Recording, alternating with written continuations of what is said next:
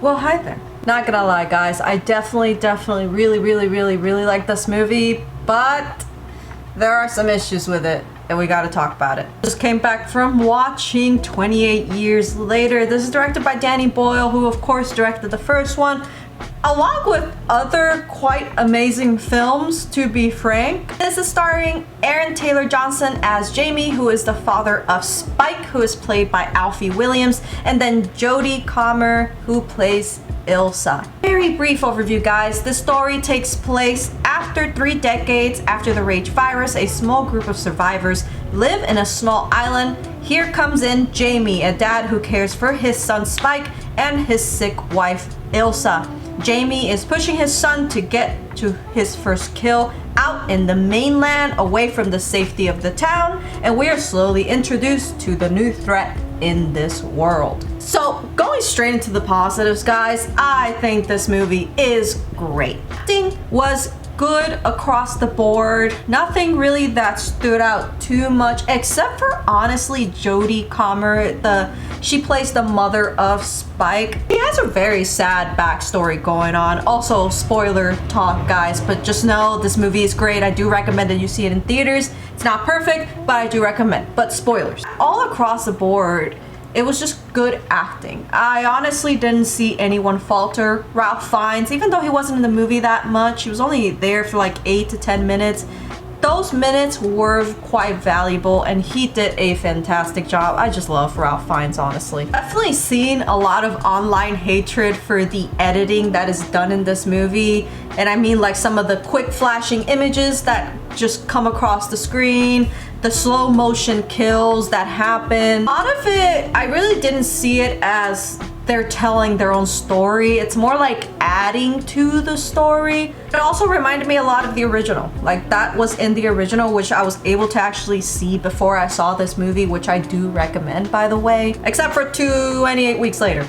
We just don't talk about that one. New zombies that they introduced are like, you know, they were so freaking cool. Like there was like this slug looking one that's always just crawling around. It's like just gross looking. A lot of the infected just look like the Titans from Attack on Titan, and especially when they're just running at you, it's like that was the first thing that came to mind, which I thought was amazing and I loved it. I couldn't get enough of it. Makeup was great throughout the entire film, honestly, especially the eyes of the infected. They were eerie and just you know, like they do give you like, what the hell is that? The alphas that were introduced in this film were cool AF. I am not gonna lie. They were intimidating looking. Every time they came to the screen, it was just something always so violent happening on the screen. They were just towering and they have like this kind of like kill move, which I thought it was, oh man, it was just,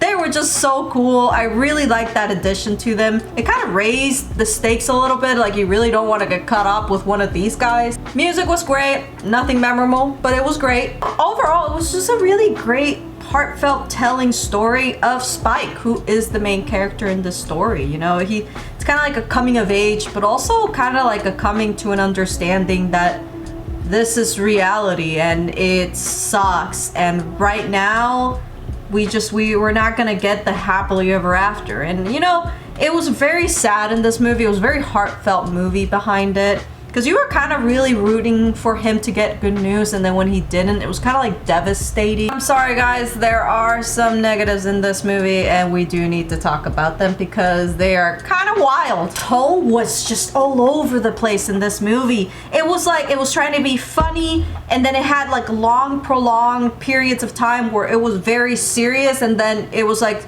funny again. In the middle, there was like a solid 45 minutes to almost an hour of just solid, good, serious, scary tone world building, which was great. You have a bunch of like British ninjas coming out of nowhere and just slashing the infected. It was, what? The characters, some of the characters that were introduced had no real point, and I'm mostly talking about the Swedish like soldier that they introduced in the film.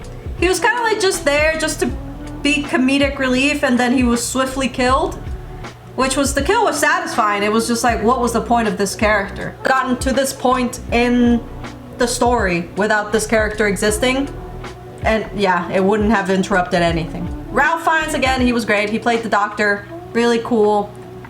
Wondering where he got the fentanyl, but let's not talk about that. Really did appreciate the very heartfelt story of, you know, of Isla, her character, you know, unfortunately having, from what it sounded like, cancer.